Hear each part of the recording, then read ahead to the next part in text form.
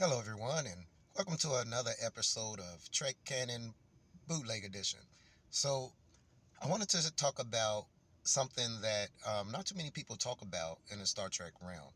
Now, for my bootleg editions and for my high thoughts videos, what I like to do, and even my and to a higher degree my examination videos. By the way, if you guys haven't seen my examination of videos, I go into concepts covered in Star Trek that may not be the overall or major concept of that episode. People usually find them very interesting, so I suggest you guys check them out. But to a higher degree, my examination videos, I talk about certain concepts in Star Trek that are that are interesting or something like that. And this particular one is of age in Star Trek, how Star Trek deals with the elderly, old age, growing old, the complications that come with, mental and physical complications that come with aging, stuff like that. Some of the episodes that popped right in mind is the Deadly Years from the original series, Half a Life from uh, the Next Generation, and to some extent, um, Miri, from the original series too.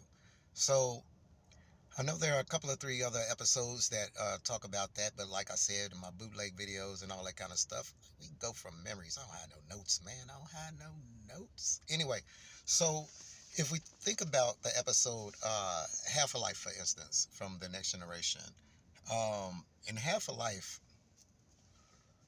we meet an individual who belongs to a civilization where once you hit the age of 60, you're expected to commit ritual suicide, basically.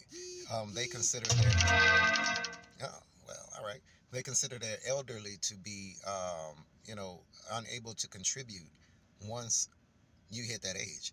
Now, in the episode, they didn't really go into how the civilization came to that point. That in that civilization where the elderly, once they hit 60, were their mental capacities just so degrading as the age went on that um, they just became, shells of themselves.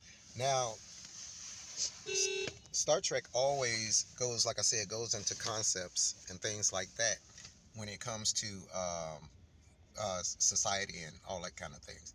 Now, how do we deal with, as a society, deal with our aging, our elderly, and things of that nature?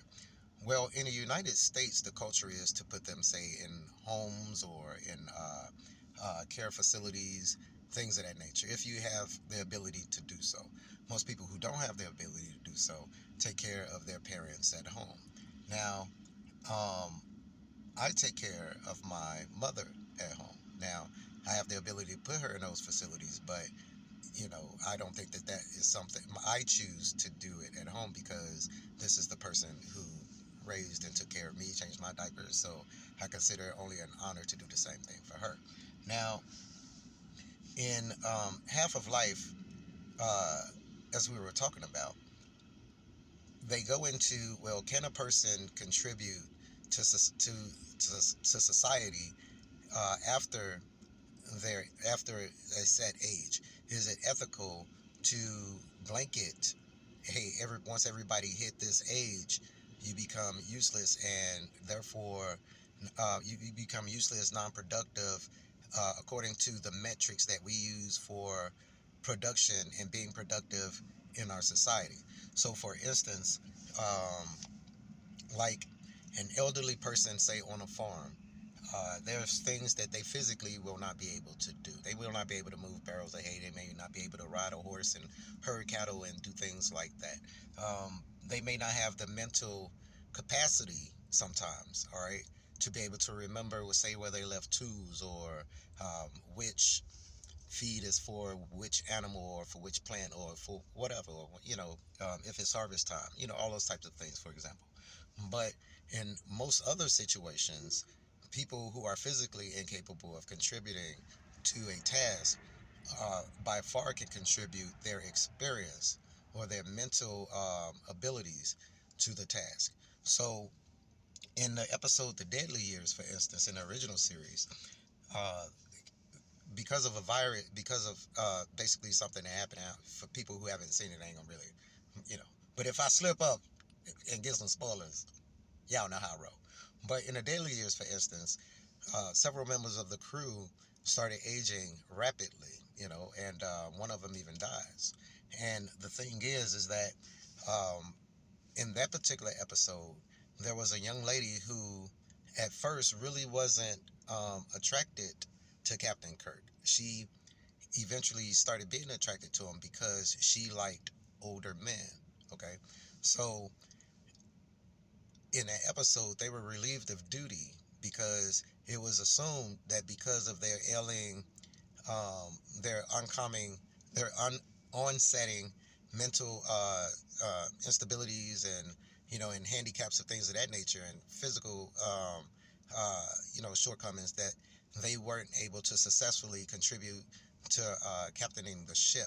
Now the thing about that episode is Captain Kirk, of course, proved them wrong.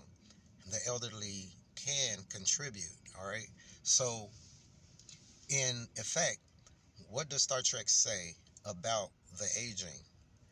In the things that I could, in the things that I can remember about how Star Trek deals with aging, as far as a lot of other aspects of the mirror that it holds to society, it deals with it in an optimistic fashion.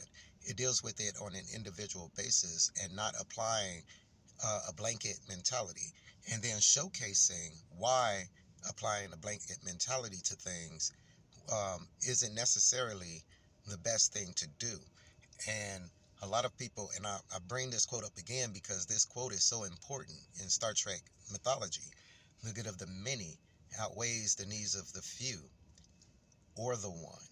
Okay? And sometimes the good of the one outweighs the needs of the one outweighs the needs of the many.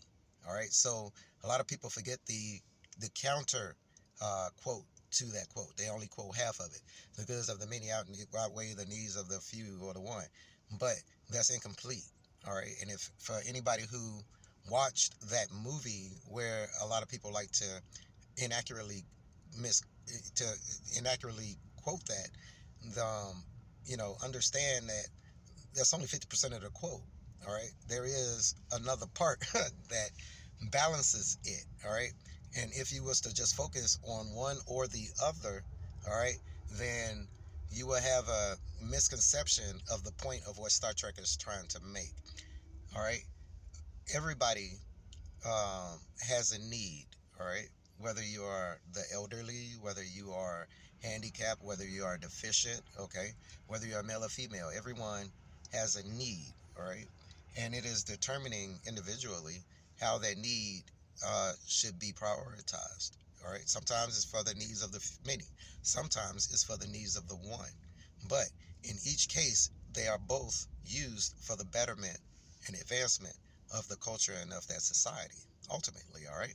So, just like with everything, Star Trek depicts age in an optimistic and in an individual analysis perspective, and gets you at the end to understand that, yeah, although these people may not be able to run 2 miles in 11 minutes like they used to, they can daggone sure show somebody or instruct somebody or give pointers to somebody else who's at that age how to do it, all right, and do it easier, and uh, miss and avoid a lot of the missteps that they probably went through.